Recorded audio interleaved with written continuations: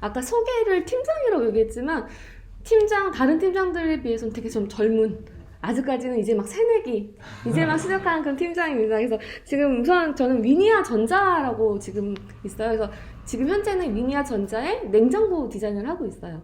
뭐 위니아라고 들어보셨겠지만 뭐 김치 냉장고 아시죠? 저희 회사입니다. 위니아 뭐 에어컨 저기 있네요. 기가 막히게 있네요. 에어컨 만들고 있고요. 그다음에 뭐 생활 가전들 같은 것도 많이 있고, 그래서 그런 것들을 하고 있는 회사예요. 그래서 디자인 현장 이야기를 이렇게 맡게 되면서 한번 유튜브에 쳐봤어요. 디자이너 현실, 디자이너 취업, 현실 녹록하지 않더라고요. 디자인 하지 마세요. 고충, 뭐 하면 후회, 막 이런 단어들이 많이 있더라고요. 근데 처음에 제가 디자이너가 되려고 했을 때도 비슷했던 것 같은데 여전히 지금 그런 상황이긴 하더라고요. 그래서 저도 맨 처음에 디자인을 시작을 했을 때 맨날 밤을 새고, 저 맨 처음에는 지금 기업에 있지만 처음에는 이제 에이전시에서 한 10년 정도 있다가 이제 기업으로 중견기업으로 가서 이제 거기에서 이제 제조에 대해서 디자인을 하고 있는 상황인데, 처음에 그렇게 밤을 새고 열심히 일을 하는데 친구들한테 맨날 제가 나 너무 이렇게 힘들어. 4년 내내 이렇게 열심히 해가지고 너희들 놀 때 맨날 과제하고, 너네들 그냥 수능 볼 때 나는 맨날 그림 그려가지고 맨날 학원까지 다녔는데 내가 지금 취업을 했는데도 불구하고 너무나도 힘들다. 그랬더니 애들이 하는 말이 딱 그러더라고요. 너는 그래도 네가 하고 싶은 거 하잖아. 딱 그 한마디에 저한테 딱 목이 맥혀서, 그래, 내가 디자인을 시작을 했고 내가 어쨌든 간에 남들이 하지 못하는 나는 어떻게 재능을 가지고 태어나서 이 부분을 하고 있기 때문에 내가 나름대로 자부심을 가지고 해보자, 견뎌보자 라고 하다가 지금까지 또 디자인을 하고 있네요. 일단은 그렇게 어려움에도 불구하고 여기 여러분들은 저랑 비슷한 생각일 것 같아요. 그래서 제가 이번에 타이틀을 그럼에도 불구하고 디자인이라는 강연으로 한번 시작해 보려고 합니다. 우선은 디자인을 하려고 하면은 무엇이 가장 중요할까라고 생각을 해봤어요. 내 자신을 알아야 될 것 같아요. 정말 디자인을 시작을 했고 어떤 회사에 들어가려고는 하지만 회사에는 정말 다양한 회사가 있잖아요. 앞서 대기업도 있고 중소기업, 중견기업도 있고 에이전시도 있고 기타 되게 다양한 회사들이 있어요. 근데 그 회사를 알기 위해서는 우선 내가 어떤 걸 좋아하고 그리고 상대는 어떤 곳인지를 명확하게 알아야지 제가 그것을 정확하게 목표를 정하고 그걸 준비를 할 수가 있겠죠. 그래서 우선 나에 대해서 한번 생각을 해보려고 했어요. 그래서 이 세 가지에 대한 질문을 해드리고 싶었어요. 왜 디자인을 하고 싶으세요? 여기 오신 분들은 왜 디자인을 하고 싶으세요? 어떻게 하다가 디자인을 하게 된 거죠? 그리고 어떤 디자이너가 되고 싶으세요? 그 질문을 저도 아직 대답을 찾지는 못했어요. 근데 현재 제가 이거를 생각했을 때의 두 가지는 그거였었어요. 결국 왜 디자인을 하고 싶냐라는 거는 목적이라는 부분이 있겠죠. 내가 정말 너무 재밌어서 할 수도 있지만, 아니면 정말 취업을 해서 내가 돈을 벌고 싶고 내가 성공하고 싶고 정말 유명한 스타 디자이너가 되고 싶기도 하고, 아니면은 그냥 나는 우리 집에 정말 가업이 있어. 근데 디자인을 전공을 해서 다양한 경험을 해보고 이 가업을 물려받을 거야. 아니면 혹은 내 스스로 어떠한 사업을 하고 싶어. 그래서 그런 다양한 경험을 쌓고 싶을 수도 있어요. 그럼 어떤 디자이너가 되고 싶냐? 여기에서 되게 중요한 부분이 생길 것 같아요. 각각 사람들마다 내가 원하는 게 다를 거예요. 어떤 사람은 되게 획일화된 조직을 좋아할 수도 있고 어떤 사람은 되게 자유분방한 걸 좋아할 수도 있어요. 그리고 어떤 사람은 되게 소극적일 수도 있고 어떤 사람은 되게 활발할 수도 있고 모두가 다르잖아요, 우리는. 그렇다고 하면은 어떤 디자이너가 될지에 따라서 내가 갈 곳도 정해질 수가 있어요. 그래서 그 방향성에 따라서 내가 어떤 디자이너가 되고 싶은지 이 두 가지에 대해서 좀 고민을 해볼 필요가 있을 것 같아요. 그리고 마지막으로, 그렇다면 나만의 것은 무엇일까요? 나만 잘하는 거. 각자가 다 다르겠죠? 회사에서 가서 보면은 제가 그래도 나름 팀장이라고 하고 있는데 팀원들을 보면 다들 각양각색 다 할 수 있는 게 다 다르고 역할이 다 달라요. 어떤 사람은 그림을 엄청 잘 그리고 어떤 사람은 뭐 하나를 리서치를 해보라고 하면은 시장 조사를 막 하루 이틀 만에 막 싹 다 긁어가지고 내가 이 회사는 어떻고 이런 걸 분석을 엄청 잘하는 친구가 있어요.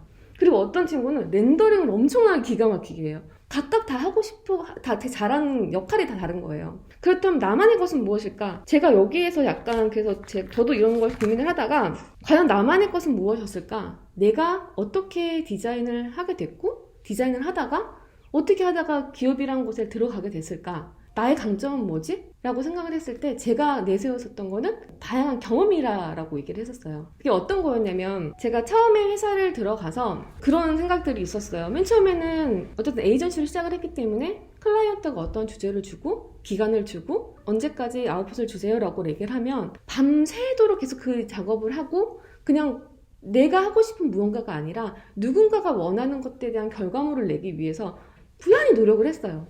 그러면서도 또 뭔가 이 안에서만 계속 있다 보니까 새로운 것들을 볼 수가 없는데 사실 그렇잖아요. 디자이너는 가장 트렌드에 민감해야 되지만 사실은 그거를 접할 시간조차 없을 만큼 되게 바쁜 사람들이에요. 세상은 되게 트렌드하게 흔들어가고 있는데 저는 계속 컴퓨터 앞에서 요즘 트렌드란 무엇이지라고 검색을 하고 있는 상황인 거예요. 그러다 보니까 나도 내가 직접 무언가를 경험을 해보고 내가 직접 무언가를 만져보고 해봐야지 내가 그거에 대해서 알 수 있을 텐데 앉아서만 계속 하다 보니까 쉬는 날 틈만 나면은 맨 처음에는 그렇게 생각을 했었어요. 초반에는 내가 지금 이대로 계속 이 일만 계속 할 수는 없다 보니까 좀 더 나은 곳을 가기 위해서는 뭘 해야지? 그때 대학원도 다니고 회사를 다니면서 영어학원도 다녔어요. 그래서 하루 종일 일을 하다가 대학원을 밤에 갔다가 끝나면 영어학원을 가요. 끝나고 돌아와서 다시 회사를 오는 경우도 있고 아니면 퇴근을 하고 다시 그걸 반복을 했었어요. 첫 직장 생활을 할 때. 근데 과연 그게 저한테 들어올까요, 다? 내가 엄청나게 많은 다양한 정보를 듣는다고 해도 내가 습득할 수 있는 건 되게 한계가 있어요. 저도 불안한 마음에 막 영어도 공부를 하고 나름대로 스펙을 쌓았지만 그거는 저한테 강점이 될 수는 없었던 거예요. 내가 잘할 수 있는 거는 따로 있었던 거죠. 그렇게 첫 직장을 마무리할 때 비로소 제가 내가 필요한 게 무엇인지라고 알고 청산을 하고 다시 시작하는 때 뭘 했냐면 한 3년 반 동안 회사 생활을 했는데 한 200만 원 정도 모았더라고요. 살다 보니까 쓸 시간도 없었는데 많이 벌지 못해서 한 200만 원 정도밖에 안 돼서 그걸 다 탈탈탈 털어서 캐나다랑 미국에 여행을 갔어요. 전 재산을 털어서. 그래서 그때 다양한 것들을 보고 세상은 이렇게 돌아가고 있구나. 내가 모르는 되게 작은 곳이 아니라 되게 다양한 것들이 있구나 라는 거를 처음 경험을 했고 두 번째, 세 번째 회사에서 제가 또 다른 경험을 했었던 거는 보통 회사에서 경험을 하기 위해서는 뭐 우리가 알고 있는 해외 유명한 그런 전시 같은 거를 보내주거나 그런 경험을 해볼 수 있는 그런 혜택을 주기도 해요. 혹시 전시 뭐 어떤 거 있는지 아세요? 뭐 제품 디자인 전시 같은 거 보면 되게 뭐 보면 이파쇼, 전 세계적으로 되게 큰 가전쇼, 아니면 프랑크푸르트에서 있는 모터쇼, 아니면은 저기 뭐 영국 런던에 있는 런던 디자인 페스티벌, 아니면 뭐 라스베가스에 있는 CES 이런 것들을 많이 가게 돼요. 근데 보통 기업에서는 여러 명이서 같이 이제 가게 되지만 아무래도 작은 회사나 아니면 조금 상황적으로 다 여러 명이 갈 수 없는 경우에는 대표로 한 명, 누가 갈 것인지 물어봐요. 근데 딱 그 순간에 제가 그런 생각이 들더라고요. 똑같은 걸 봐도 우리는 다 다른 생각을 할 거고 내가 똑같은 걸 보고 경험을 해도 다 느껴지는 게 다를 텐데 나 혼자만 느껴서 이거를 여기 이 전시에는 이런 것들이 있대요 라고 정리를 해서 사람들한테 알려주기에는 너무 제한적인 거예요. 그래서 어떤 제안을 했냐면 회사에서 한 명을 보내야 한다고 하니 저는 제 동료 한 명과 같이 가겠습니다. 단 반은 제가 감당을 하겠습니다. 그래서 회사에서 저랑 반반으로 한 사람 몫이지만 저는 혼자 가기보다는 제 동료랑 같이 가는 것을 선택을 했어요. 그렇게 해서 제 사비 반, 그리고 회사에서 주는 돈 반, 이렇게 해서 그때 처음으로 한 20일 정도에 거기에 있는 모든 것들을 제가 어쨌든 간에 제 돈이 들어가니까 사실 그렇잖아요. 남이 해주는 거는 쉽게 할 수 있지만 내가 돈이 들어갔으면 어떻게 해야 돼요? 최소한 그 이상의 것은 제가 얻어가야 되잖아요. 그래서 최대한 할 수 있는 모든 거, 모터쇼, 이파쇼, 런던까지 가서 디자인 페스티벌까지 20일 정도 다 돌고 왔어요. 이 얘기를 세 번째 회사 들어갈 때 얘기를 하고 세 번째 회사 때 휴가 때는 제가 뭘 했냐면 여행을 가고 싶고 하고 싶은 게 많은데 그걸 할 시간이 없어서 모아놨던 돈을 가지고 CES쇼를 사비로 갔다 왔어요. 근데 제가 만약에 돈이 많아서일까요? 아니에요. 저는 그냥 정말 작은 제가 할 수 있는 거에서 조금씩 모았었던 걸 가지고 제가 잘할 수 있는 거, 나에게 지금 필요한 게 뭔지 하나만 딱 선택을 한 거예요. 그 가장 중요한 하나는 저한테는 경험이었던 거죠. 다양한 것들을 보고 그 경험을 통해서 내가 할 수 있는 것들을 한번 찾아보자. 그거를 내 나름대로의 다양한 경험을 해봤던 것이 나의 스펙이다. 나는 어떤 일이 주어지든 간에 심지어 내 돈이 나갈지언정 내가 정말 원하는 것들을 할 수 있는 그런 움직이고 행동하는 사람이다 라고 그때 얘기를 했었던 부분이 생각이 났어요. 그래서 저는 그렇지만 여러분은 다를 수도 있어요. 근데 그렇게 뭔가 나만이 원하는 거, 내가 할 수 있는 거, 그런 것들을 조금 더 찾아보시면 될 것 같아요. 그 다음으로는 그러면은 회사는 어떨까요? 저는 요번에 이제 그 중소기업에서 지금 있으면서 회사가 어떤 곳인지에 대해서 간략하게 좀 설명을 드리려고 하는데, 회사에서는 무엇을 하는 곳인지, 그리고 어떤 형태인지, 그리고 그들의 것은 또 무엇이 있는지, 이 세 가지 정도의 질문을 해볼 수 있을 것 같아요. 저희 회사는 제조 기반의 회사예요. 종합 가전을 만들고 있고요. 제조라는 거는 결국에는 이 제품을 다 만들어서 판매를 하고 있다는 거죠. 그런 기반에 있고 그들의 특징이나 장단점은 뒤쪽에서 좀 설명을 다시 드리도록 할게요. 이 두 가지에 대한 특징에 따라서 저희가 이 회사를 갈지 아니면은 또 다른 회사는 어떤 게 있는지도 한번 생각해 볼 필요가 있을 것 같아요. 에이전시랑 중견기업이랑 대기업이랑 다른 점이 무엇인지 되게 궁금하잖아요. 지금 제조회사라고 하는 거는 기본적으로 부서 자체에서 뭐 디자인, 상품기획, 뭐 공장, 그 다음 영업, 마케팅 이런 부분의 부서들이 여러 부서들이 있어요. 이런 부서들이 결국에는 어떤 하나의 목적을 가지고 정말 좋은 제품 하나를 만들어서 소비자한테 판매하는 데가 가장 큰 목적인 거예요. 어떻게 보면은 회사 조직에서는 서로 경쟁을 할 수도 있고, 어떻게 보면 저 팀과에서 서로 알력다툼이 있을 수 있어요. 하지만 좀 더 우리는 협업을 할 수 있는 부분들에 대한 포커스가 맞춰서 있는 부분들은 정말 대기업에는 내가 돈이 엄청 많아. 이것도 해보고 저것도 해보고 이것도 해볼 수 있어요. 하지만 중소기업이나 중견기업 같은 경우는 한 번 어떤 한 제품을 만들 때 정말 엄청난 큰 돈이 들어가거든요. 그 돈에 대한 리스크를 감당할 수 있는 게 대기업보다는 적겠죠? 그러다 보니까 조금은 기업보다는 경쟁을 하는 것보다는 협업을 하는 것들이 더 중요한 부분들이 있어요. 왜냐면 난 이게 너무 좋아. 난 디자인 이게 너무 좋기 때문에 이 디자인 꼭 만들겠어 라고 해서 설득을 해서 그걸 만들어서 실패했을 경우에 감당할 수 있을 만한 그 범위가 조금은 적다라는 거죠. 그러다 보니까 너와 내가 또 다른 팀과 여럿이서 최선의 것을 만들어서 이거를 판매를 해서 이익을 볼 수 있는 그런 조직으로 되어 있는 상황이에요. 그런 부분들이 있고, 그렇다면 그들의 것은 뭐가 있는지 한번 설명을 드릴게요. 일단 조직은 디자인 기준으로 해서 마케팅, 상품기획, 그 다음에 디자인 중간 역할을 하고 있고요. 그 다음에 연구소, 공장, 영업 이렇게 볼 수가 있어요. 디자인이라고 하면 저희가 거의 대부분 비주얼라이징을 많이 하잖아요. 어떠한 것들을 아웃풋을 내고 그런 것들을 많이 하지만 사실상 디자인은 이 전체 조직의 프로세스에 다 역할이 있어요. PRM, DRM, TRM이라는 게 있어요. 우선은 이 조직 자체에서는 최소 한 3년, 한 5년 정도의 로드맵을 짜요. 그래서 상품 기획이라는 것은 PRM이라고 해서 이게 상품성이 검증이 될 수 있는지 이런 것들을 검토를 해서 그거에 대해서 단기적으로, 장기적으로 어떤 로드맵을 짜고요. 그 다음에 DRM이라고 해서 디자인에서는 디자인 로드맵이라는 걸 짜요. 그래서 아까 그 일반적으로 상품화 될 수 있는 검증되어 있는 내가 어느 정도의 재료비와 투자비를 내서 이 제품을 만들었을 때 어느 정도로 피드백에 대해서 ROI라고 해서 돌아오는 회수가 가능한 그런 것들에서 우리가 이익을 볼 수 있다. 검증되어 있는 제품을 만들기도 하고요. 디자인 같은 경우는 DRM이라고 해서 저희가 선행적인 부분에 대해서 조금 어떤 더 새로운 USP를 발굴을 해서 그런 것들에 대해서 디자인 선행을 하는 그런 로드맵까지 포함되어 있는 것을 계획을 세우게 돼요. 그 다음에 연구소 마찬가지로 이거는 이제 구현 가능한지, 기구적으로 이게 뭐 이런 성능들이 가능한 건지 이런 거에 대해서 검증을 통해서 그거에 대한 전체적으로 이런 조직들이 계획을 먼저 수립을 합니다. 그리고서 저희가 어떤 것들을 실행을 하냐라고 보시면은 우선 저희가 가장 많이 보는 것들은 저 밑에 디자인 제안이라고 해서 프로포절을 많이 하죠.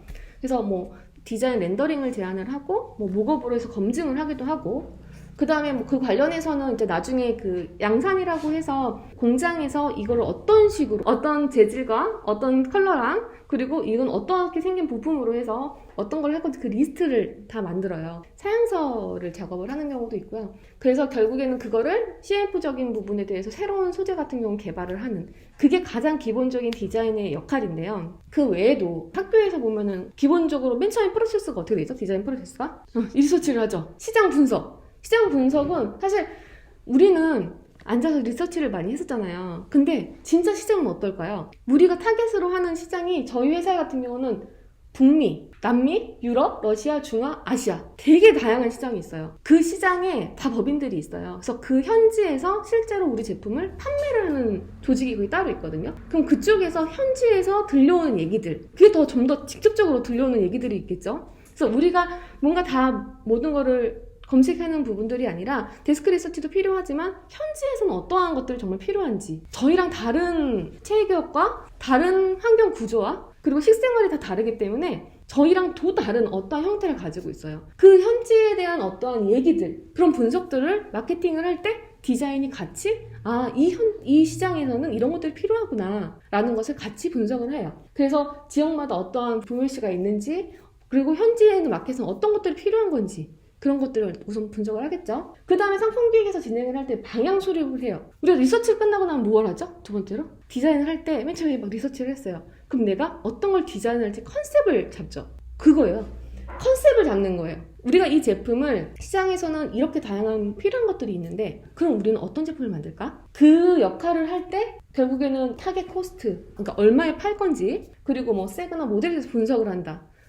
지금 현재에 저희가 뭐 이 노트북을 만들 때 만약에 이 노트북이 기존에 없었던 제품이 아니라면 내가 만약에 이런 애플이라는 제품을 만들어서 판매를 할 때 현재 뭐 삼성, LG 뭐 다른 어떠한 회사들이 노트북을 팔고 있을 거잖아요. 그러면 우리가 어느 정도의 위치에 어느 정도 가격에 어떤 컨셉을 가지고 판매를 할 건지 그 위치를 선정하는 게 중요해요. 포지셔닝을 해야겠죠. 그거에 따라서 이거를 어떤 형태적으로 할 수도 있고 재질을 뭘 써야 될 수도 있는 거고, 그리고 막 후가공이나 이런 것들을 어떤 걸 할 수 있는지. 갑자기 이게 뭐 100만 원에 한 300만 원에 팔 건데 여기다가 다이아몬드를 박을 수는 없잖아요. 그만큼 어떠한 내가 목표하는 포지셔닝이 중요한 그 역할을 할 때도 디자인에서는 같이 진행을 하겠죠. 그리고 결국엔 그거에 관련해서 만약에 이 제품이 노트북이 있어요. 근데 어떤 소비자는 이렇게 실버의 형태의 서스의 알루미늄을 좋아해요. 하지만 이 단일 제품만 있는 건 아니잖아요. 맥북 보면은 되게 컬러도 되게 다양하고 소재도 다양하고 그게 나오죠. 그런 것들에 대해서 어떤 컬러로 어떤 재질로 어떤 부품이 빠지고 어떤 부품이 또 들어가 있고 그런 사양들이 다 있을 거잖아요. 그 제품마다의 옵션별 어떤 사양을 할지, 그리고 결국엔 지금 이 맥북도 15인치가 있으면 17인치가 있고 21인치가 있죠. 우리 회사에서 어느 정도의 사이즈로 어떤 제품들을 운영할지도 고민을 해요. 그때 디자인에서는 내가 판매하고 디자인하는 제품이 어떤 식으로 운영될지 전체적인 라인업을 짤 수가 있어요. 그 내용들을 상품화를 할 때 같이 협업을 해서 진행을 하는 부분들이 있어요. 그게 이제 앞단에서 이루어지는 부분들이고요. 그렇게 해가지고 정해진 것을 디자인을 하고 나면 이제 뭘 해야 될까요? 네, 만들어야 되죠. 우리 회사는 제조회사니까. 그러다 보니까 디자인에서 그 렌더링을 하고 목업을 해서 사용성을 검증이 통해서 끝난 그 사용성 검증까지 마친 결정되어 있는 시안을 가지고 이제 연구소에다 기구 설계를 할 수 있게끔 데이터를 이관을 하고 나면 연구소에서 설계 DR이라는 걸 해요. 디자인이라는 게 우리는 쉽게 그림을 그리거나 비주얼라이징 하는 거에 대해서 얘기를 하지만 디자인이라는 것 자체가 설계라는 뜻이잖아요. 디자인과 기구 설계는 되게 밀접하게 맞닿아 있어요. 내가 만들어진, 내가 정말로 최고로 내가 여기다 가치도 넣고 형태도 넣고 나름대로 사용성도 넣고 여러 가지를 넣었을 때 이거를 실제로 구현해낼 수 있게끔 연구소와 기구 설계를 할 때 내 디자인이 그대로 나올 수 있는 게 베스트겠지만 사실 그렇지 않은 경우들도 많이 있거든요. 그렇기 때문에 서로 계속 이게 구현이 가능한지, 양산성에 문제가 없는지, 이거를 금형으로 해서 찍었을 때 이게 문제가 발생되는 건 없는지, 이런 것들에 대해서 이제 검토를 하는, 그런 것들을 협의를 하는 부분들이 이루어지고요. 그 다음에 EPP, DPP, 이게 뭘까요? EPP, DPP 저 뒤에 뭐 LPP, MP라는 게 있는데 결국에는 디자인을 해서 기구 설계를 하고 그 기구 설계를 한 거를 공장에서 만들어내야 되잖아요. 만들어 놓는 거를 어떻게 보면은 다 양산을 해본다고 해주면 될 것 같아요. 완벽하게 내가 검토를 한 기구 설계라고 한들 라인을 태워 생산을 할 때 문제점이 발생될 수 있잖아요. 그런 것들을 계속 검토를 하는 게이트별로 나눠져 있는 거라고 생각하시면 돼요. 그래서 그때 저희가 또 뭘 해야 되냐, 저 밑에 보시면 디자인 인검이라는 게 있어요. 디자인이 나는 이렇게 만졌을 때 매끄러운 형상을 만들고 싶어요. 아니면 만졌을 때 부식감을 주고 싶어. 근데 그런 것들이 제대로 나와져 있는지. 그리고 저는 이만한 냉장고 안쪽에 FCP에 한 8폰트 정도로 텍스트를 딱 사용성에 맞게끔 가장 소비자가 인지하기 좋은 형태로 그래픽으로 우리가 다 거기다 디자인을 한 거잖아요. 근데 이게 과연 잘 생산이 됐는지 체크를 한다고 보시면 될 것 같아요. 체크를 해서 디자인 인검이라고 해서 내가 디자인이 보기에 이게 양산이 돼도 문제가 없겠습니다 라고 해서 인검 스티커나 이런 것들을 인증을 해주면 그제서야 생산이 가능한 거예요. 그래서 그런 부분까지도 이제 양산 이후에도 계속 제가 관여를 하고 맨 마지막으로는 제품을 판매를 해서 만약에 소비자한테 갔어요. 그 뒤에는 어떻게 될까요? 다 했으니까 이제 끝이다 라고 할 수 있는 건 아니고 저희가 그 이후에는 저희가 양산을 하고 나서 이제 전시장에 이제 신제품들이 깔리게 되면 디자이너가 전시장에 가서 이 제품이 잘 전시가 되어 있는지 저희 POP라고 해서 제품의 어떠한 기능 같은 것들을 강조할 수 있는 그런 그래픽이나 스티커를 붙이거나 그런 걸 하잖아요. 그런 것들이 잘 되어 있는지 소비자가 이 제품을 딱 봤을 때 이게 어떤 기능이 있고 새로운 기능들이 잘 어필될 수 있게끔 다 이게 전시가 다 되어 있는지 그런 품위 품질 검사까지도 하는 역할이 디자이너의 역할이에요. 정말 다양하죠. 우리가 생각했을 때 맨 처음에 했었던 것들이 가장 기본적인 거라서 정말 꼭 필요한 건데 그거는 사실 학생 때 가장 처음에 회사에서 맨 처음에 입사 1년차, 2년차, 3년차 때 할 수 있는 가장 필요한 것들을 배우는 시기고요. 회사를 들어간다고 해서 내가 그것만 하는 것은 아니고 그것보다 좀 더 다양한 것들을 역할을 할 수 있어요. 그래서 저희가 디자인을 해야 되는 것들은 유관보수와 협업을 통해서 전체 프로세스를 경험할 수 있는 그게 어떻게 보면 중소기업, 중견기업의 가장 큰 특징이고 장점이라고 볼 수 있어요. 사실 너무 세분화되어 있는 큰 조직 같은 경우는 내가 해야 되는 롤이 있기 때문에 그걸 넘어설 수는 없어요. 각자의 역할들을 충실을 해서 큰 조직이 이루어지는 거기 때문에 근데 중소기업, 중견기업도 마찬가지예요. 각자의 롤은 있지만 디자인이 그래도 좀 더 대기업보다는 다양한 경험을 할 수 있고 전체적인 프로세스를 경험할 수 있다는 그런 장점이 있고요. 아까 앞서서 그 에이전시랑은 뭐가 다른지 물어보셨잖아요. 에이전시 같은 경우는 이제 다양한 경험을 할 수가 있어요. 근데 그 다양하다라는 거는 내가 선택하지 않고 클라이언트가 주는 다양한 제품들, 아이템들을 다양하게 할 수 있는 거죠. 내가 거기에 속해 있으면 자동차도 디자인을 할 수도 있고 가전도 할 수도 있고 모바일을 할 수도 있고 그 다음에 무슨 태양열 관련된 얘기를 할 수도 있는 거고 무궁무진하게 많은 제품들을 할 수 있다라고 하면 중견기업 같은 경우는 우리가 가지고 있는 종합가전이라는 제품 자체의 카테고리는 정해져 있어요. 그 안에서 각 부서관들의 역할들을 다 경험해 볼 수 있는 그런 다양한 것들을 경험해 볼 수 있다. 그리고 에이전시보다는 조금 더 전문적이고 대기업보다는 조금 더 포괄적인 있는 되게 다양한 경험들을 할 수 있는 조직이다. 그래서 내가 만약에 엉덩이가 무거운 스타일이 아니다. 여기서도 뭔가 할 수 있고 사람들이랑 만나서 이런 것도 배우고 싶고 근데 되게 다양한 것들을 경험하고 싶다라고 하면 선택할 수 있는 곳이지 않을까라는 생각이 들어요. 그래서 아까 전에 앞서 얘기했었던 디자인 프로세스에 대해서 일단 크게 리서치, 아이디어 리뷰, 그다음에 컨셉 잡고 그다음에 프로포즈를 하는 것까지 그 이후에 선행으로 해서 CLF라고 해서 저희가 이제 특히 냉장고 같은 경우는 남들 보면 딱 박스잖아요. 하지만 여기에 들어가는 소재들이 정말 많이 들어가 있어요. 외관에서 봤을 때는 그 철판이 이런 철판들이 있잖아요. 근데 이 철판에 대해서도 타입이 되게 다양하게 있거든요.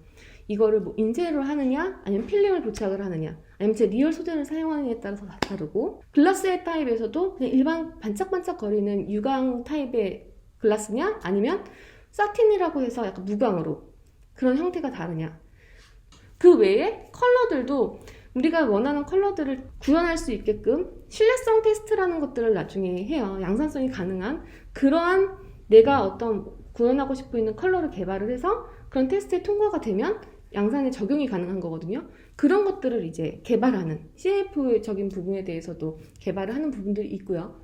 그 이후에 이제 설계 리뷰하고 사용서를 진행을 한 다음에 인정 검사해서 제품 양산하는 이게 전체적인 디자인 프로세스라고 보시면 될 것 같아요.